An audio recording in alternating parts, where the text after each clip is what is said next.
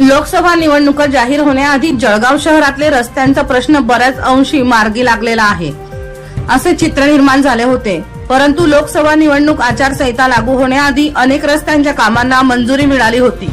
मंजुरी मिळालेल्या रस्त्यांची कामे आचारसंहितेची अडचण येत नाही, तथापि आचारसंहितेचे कारण पुढे करून रस्त्याची कामे प्रलंबित ठेवली। आता 6 जूनला आचारसंहिता संपलेली असेल तेव्हा पावसाळ्याला सुरुवात होईल। पावसाळ्याचे कारण देऊन पावसाळ्यात डांबरी रस्त्यांची कामे करता येणार नाही, म्हणून 4 महिने परत रस्त्यांची कामे होणार नाहीत। जळगावकरांना खराब रस्त्यांशी मुकाबला करावा लागणार आहे।